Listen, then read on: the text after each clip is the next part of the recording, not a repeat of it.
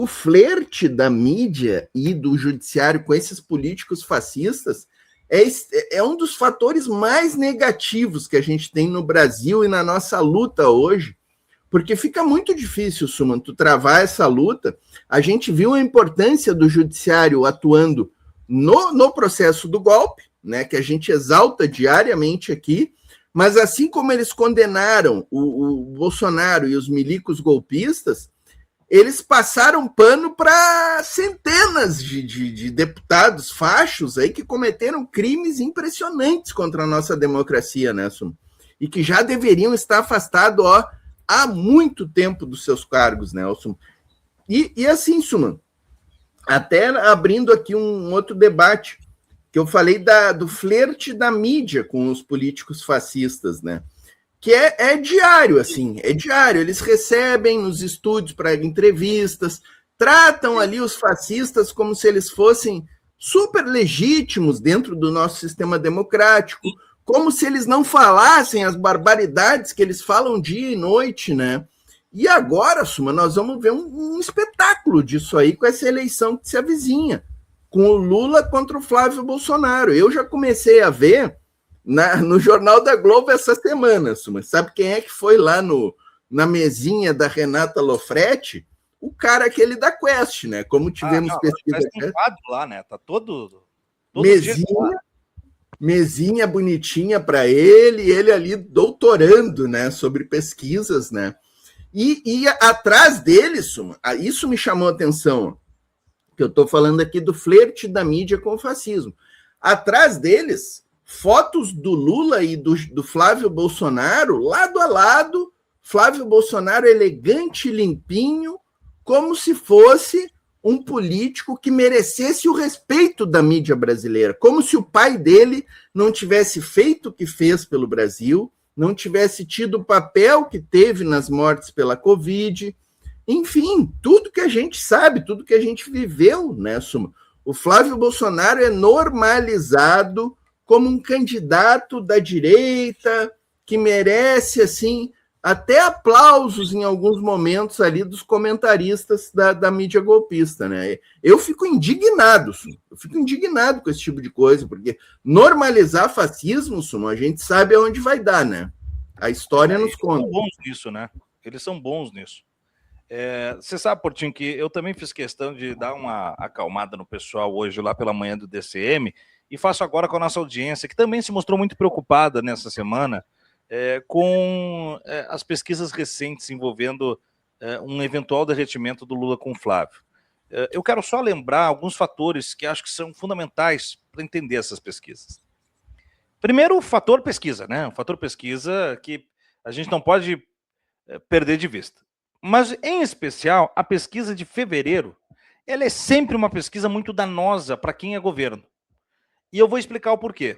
Naquilo que tem de real da pesquisa, que é a percepção pública sobre governo, o mês de fevereiro sempre traz um aspecto muito ruim, Portinho, por conta do período de mensura da pesquisa, que é janeiro.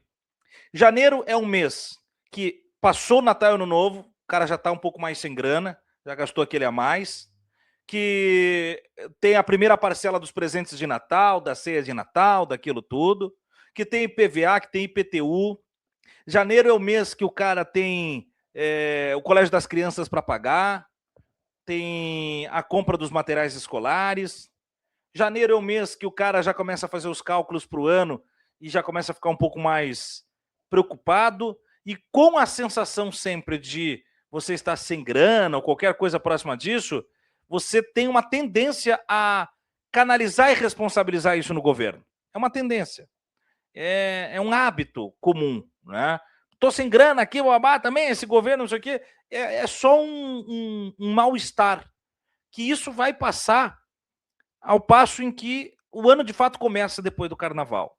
É tácito da história do Brasil.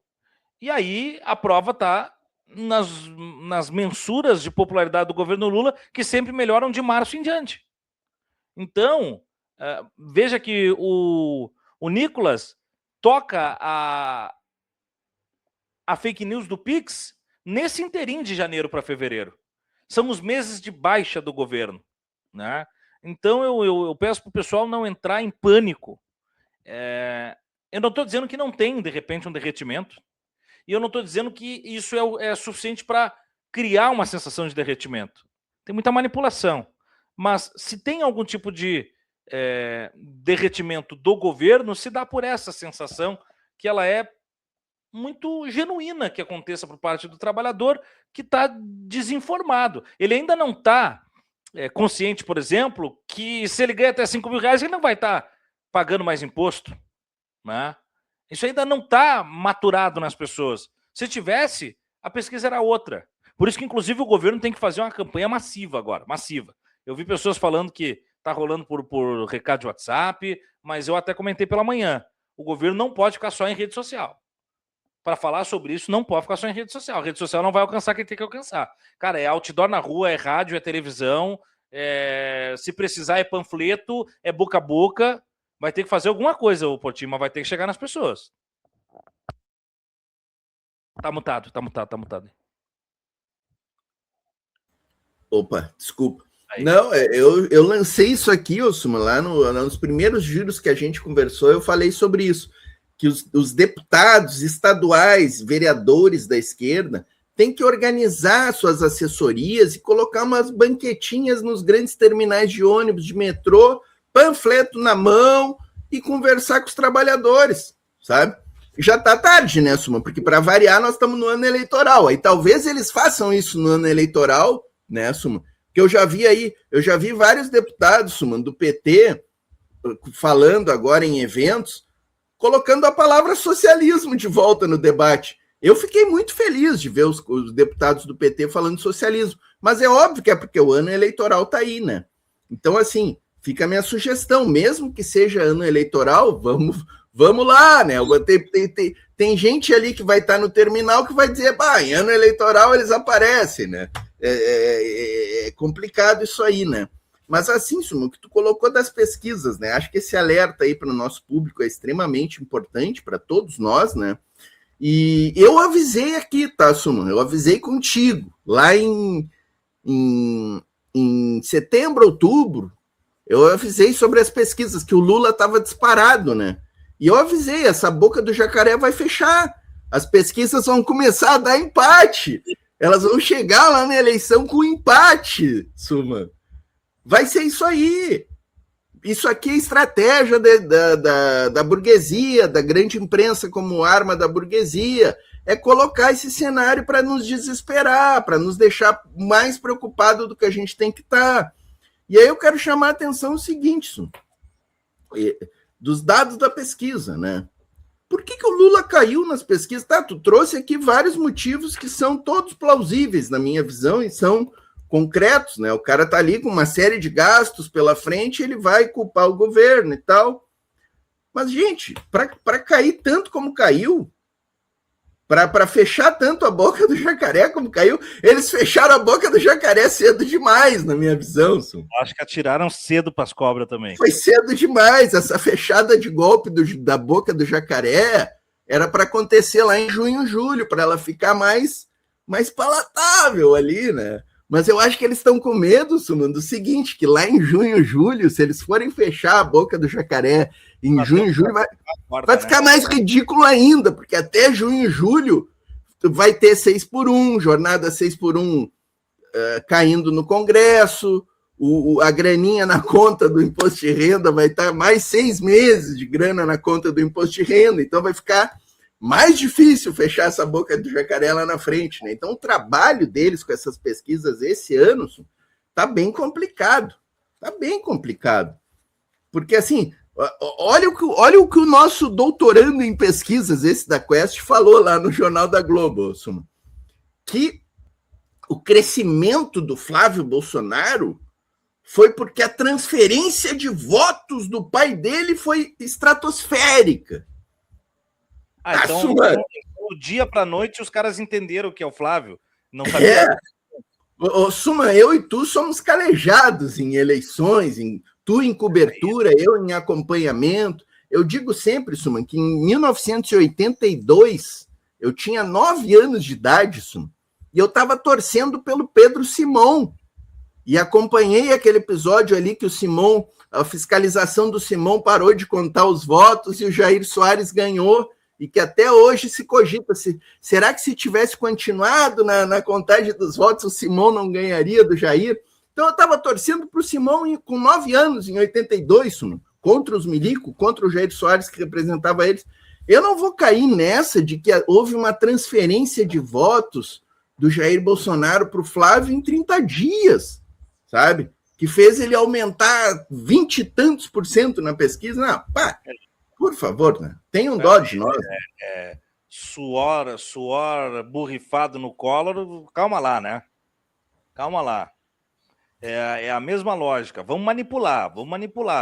O que eu vendo com essa mensagem, Portinho? O jogo está aberto, e se o jogo está aberto, é sempre contra o que está. É sempre contra o governo. Então isso aí é para captura daquele que é o indeciso, o desconectado com a realidade e tal. Não é para disputa de bloco mesmo. Por favor, né? Dá uma segurada, porque, afinal de contas, ninguém é bobo, né? Como é que é a frase aquela? Não tem mais bobo no futebol, né? Uma coisa é manipular quando era tempo do Guaraná com rolha, a gente não tinha acesso às coisas e tal. Agora não. Não que nós não soubéssemos, mas não tínhamos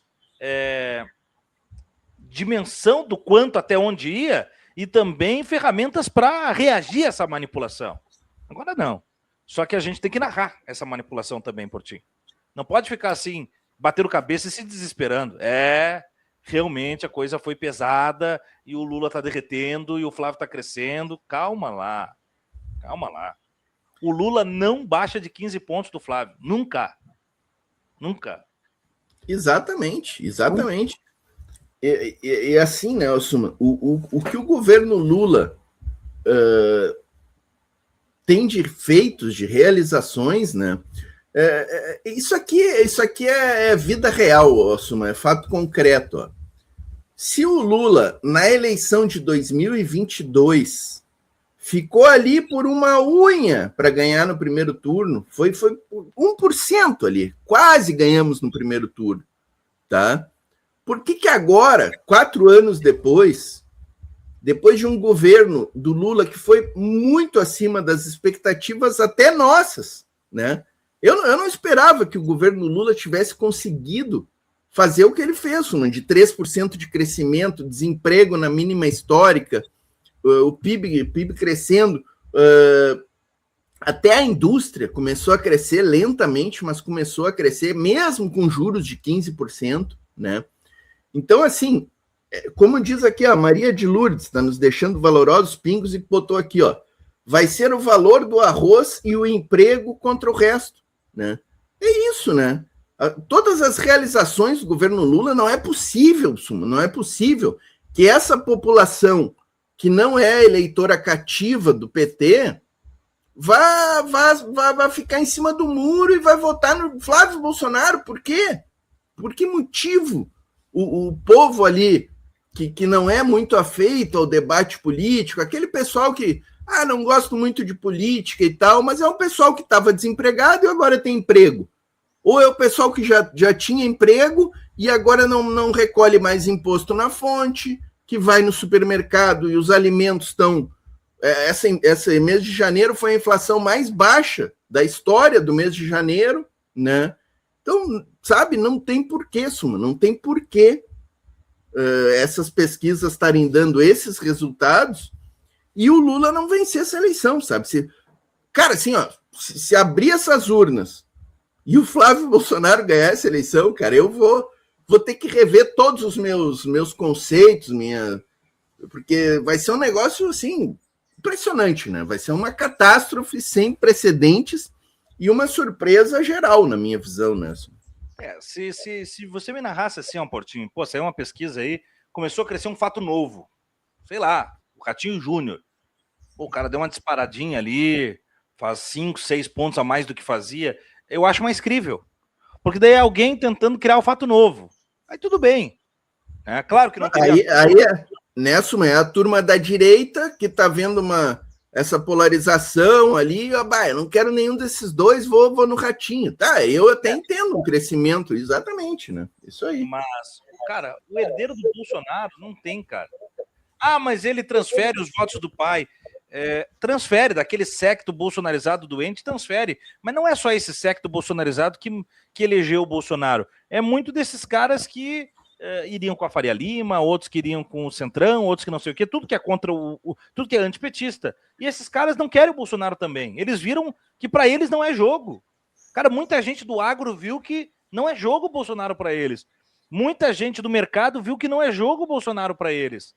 Então, de novo, se fosse assim, cresceu o Ratinho, o Zema, sei lá, um cara mais mercado, tudo bem, até faria sentido para mim. Agora, o herdeiro direto do fracasso que foi a gestão do Bolsonaro, acho muito pouco provável, viu? Muito pouco provável.